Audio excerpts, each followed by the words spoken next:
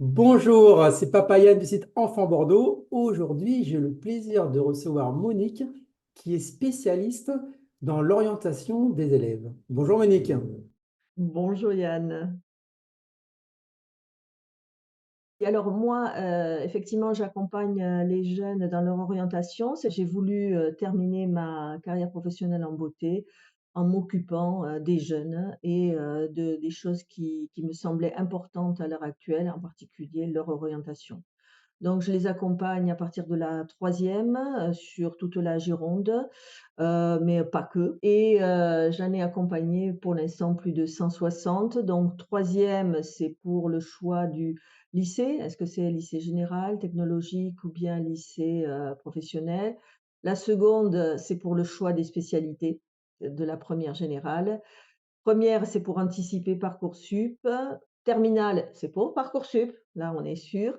Et après le bac, ben, c'est pour des réorientations ou bien c'est: «Bon, maintenant j'ai ce diplôme, qu'est-ce que je fais?» Parcoursup, c'est une plateforme, web qui recueille et qui gère les vœux d'affectation des futurs étudiants, de l'enseignement supérieur, français. Donc ça concerne les élèves, de terminale ou bien les étudiants qui sont en première année et qui veulent se réorienter. C'est une plateforme qui a été mise en place en 2018, et qui a remplacé APB. APB qui voulait dire admission post-bac, qui était elle-même une autre plateforme, web.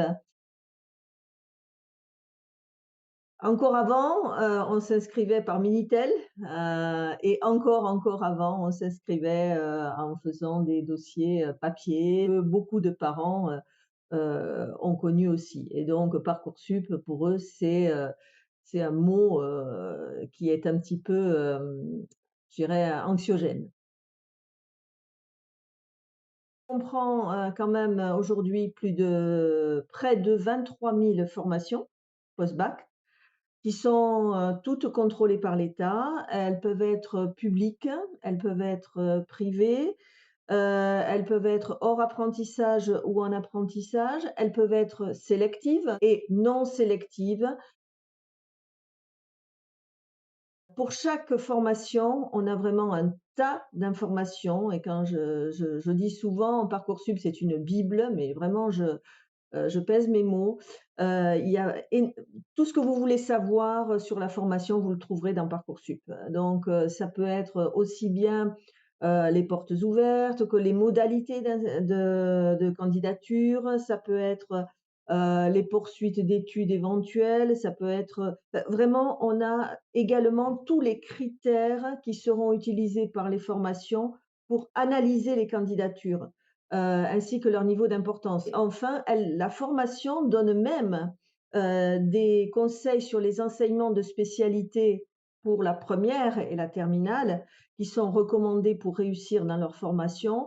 Et également, les formations même donnent, je dirais, des éléments pour savoir comment bien renseigner le dossier.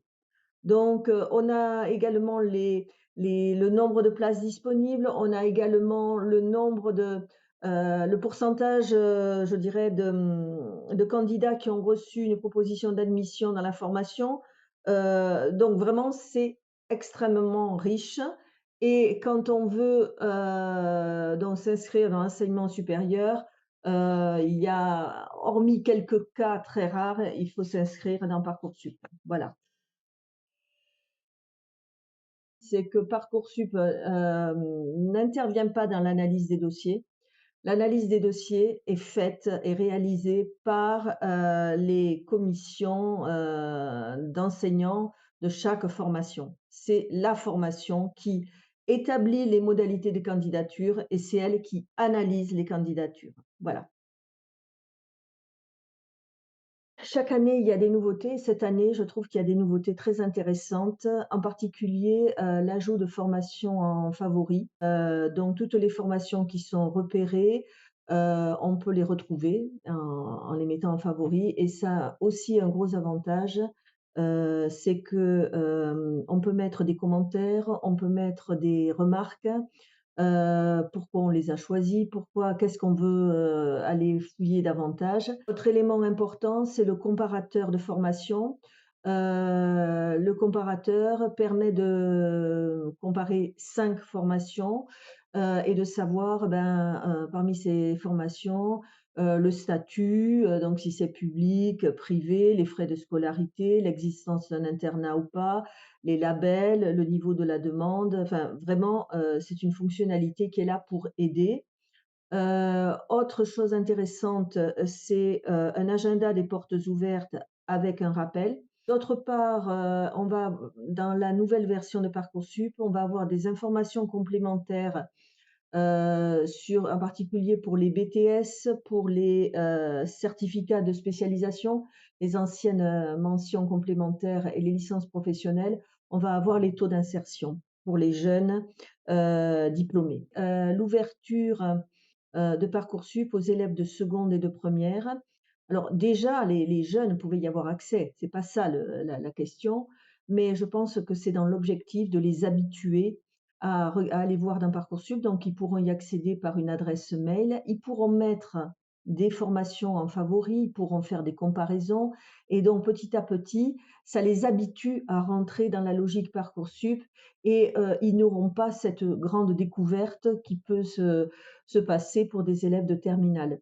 Et la dernière nouveauté, qui est loin d'être négligeable, c'est que certaines formations maintenant n'exigeront plus de lettres de motivation. Les anciens projets de formation motivée, ne seront plus obligatoires pour certaines formations parce qu'il y en avait, ils n'avaient pas le temps de les lire. Donc, ben, ça évite, du temps, supplémentaire pour les jeunes candidats. Donc je trouve que c'est aussi, extrêmement positif. Moi déjà, je dis d'aller, lire, attentivement les informations qui sont données. Il y en a énormément d'informations. Quand même, allez voir, les critères qui sont définis par les formations pour, choisir tel ou tel candidat. Donc savoir, évaluer la pertinence, des choix que l'on fait. Je dirais aussi de ne pas négliger les activités et centres d'intérêt. Ce sont des choses, que certains, ont tendance à négliger. Au contraire, tout ce qui concerne l'expérience professionnelle. Alors, bien sûr, les jeunes en terminale ont peu d'expérience professionnelle, parce que bon, il y a le stage de troisième, mais, il y a des choses, toutes simples. Et enfin, les activités, donc, culturelles ou bien, sportives. Je dirais, autre, concernant Parcoursup, beh, de mettre les formations qui intéressent en favori et d'utiliser le comparateur. Donc les nouvelles fonctionnalités, je trouve qu'elles sont extrêmement intéressantes. Autre élément, on a droit à 10 vœux, profitons-en, ne pas en saisir qu'un seul, je trouve que c'est dommage. Il faut savoir qu'on n'a pas il y a pas de classement dans les vœux, hein, donc on peut y aller. Et je conseille également de ne pas saisir, que des formations sélectives. Parce que vous risquez de vous retrouver avec le bec dans l'eau si vous n'avez rien, si vous n'êtes pas sélectionné. Donc au moins une formation, non sélective. Autre conseil, ne pas se précipiter. On a jusqu'au 14 mars, c'est pas une course, hein, et c'est pas parce qu'on a commencé, on a fait nos vœux qu'on va être, sélectionné plus rapidement. Non, il y a pas ça, ça n'existe pas. Il y a des dates à respecter et c'est tout.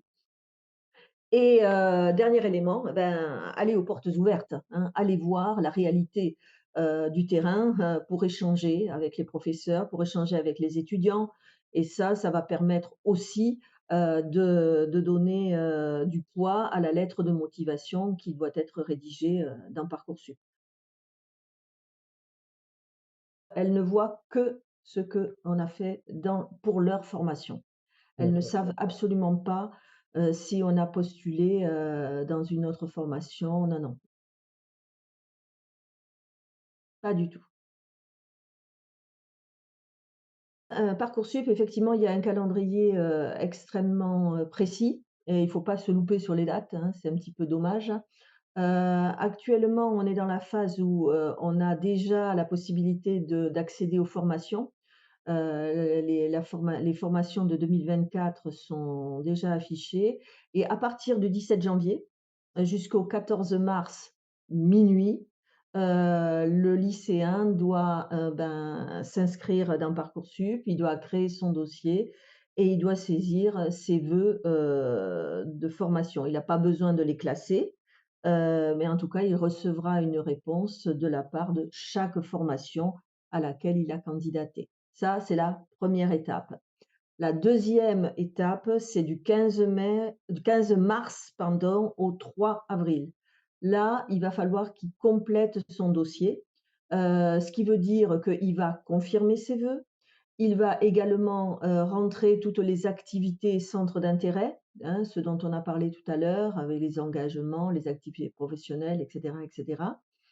Et il va, également, rédiger, des lettres de motivation pour chaque formation. Donc ça, c'est jusqu'au 3 avril. Du 4 avril au 29 mai, là, ce sont les établissements de l'enseignement supérieur qui vont se réunir. Chaque formation va recevoir les dossiers, va récupérer les dossiers des élèves et va les sélectionner, va les classer, va éventuellement, mais ça sera dit dans Parcoursup, faire, comment dire? Interviewer les futurs étudiants, de là, il va y avoir à un moment donné un classement. Les jeunes vont être, retenus ou pas. Et à partir du 11 juin, du 30 mai, pardon, jusqu'au 12 juillet, là, c'est ce qu'on appelle la phase, d'admission principale. Le lycéen va recevoir les réponses des établissements. Et les propositions sont envoyées par les formations au fur et à mesure, tout au long de la phase principale. Au départ, il faut pas se faire d'illusions, on a rien, hein, tout est en attente, mais parce que c'est classique. Faut surtout pas stresser, surtout pas. Et petit à petit, ça va se décoincer parce qu'il y en a qui avaient, mis, par exemple, de grandes écoles, de prépa, mais en même temps, des licences et ils sont retenus à des classes prépa, ben, les licences, vont se libérer et donc il faut surtout pas s'inquiéter. Le départ est toujours un petit peu, on se dit: «Mais j'ai rien», non, pas d'inquiétude et il y a aussi la possibilité d'avoir une phase complémentaire qui est entre le 11 juin et mi-septembre, où là, si le lycéen n'a pas reçu, aucune proposition, il peut à nouveau formuler, 10 nouveaux vœux et donc il a des chances d'être pris à ce moment-là. Oui, oui, premièrement, je dirais personnellement, je conseille très vivement, de partir des métiers qui peuvent intéresser, le jeune, de se renseigner, sur ces métiers et à partir de là, rechercher les formations qui correspondent, et qui permettent donc d'y accéder. Si je peux conseiller aussi, c'est d'anticiper le plus possible sans mettre la pression, hein, mais anticiper. Également mettre à contribution, son réseau, de telle sorte que, les jeunes puissent rencontrer des professionnels qui exercent le métier et qui puissent se faire une idée concrète de ce que c'est que ce métier, et ça leur permet donc, vraiment d'être rassurés par rapport à ça.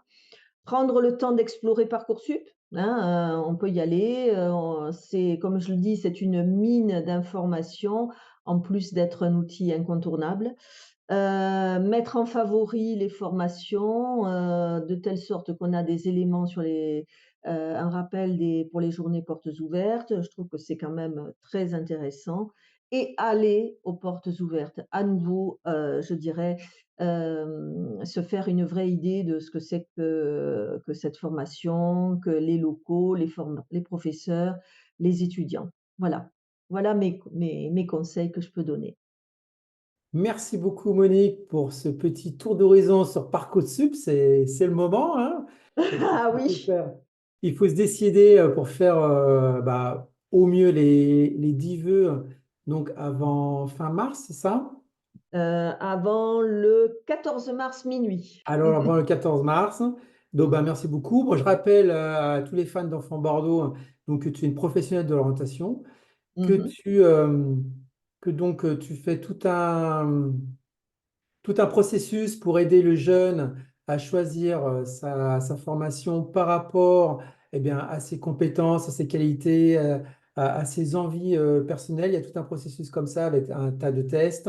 Vous ciblez ensuite, grâce à un logiciel Parcouréo, des métiers. Ensuite, avec pas mal d'entretiens, vous arrivez à trouver quelques métiers cibles. Et à partir de ces métiers cibles-là, tu vas proposer donc les formations qui vont avec, tu vas proposer de faire des rencontres avec des professionnels, donc ça, c'est très très riche.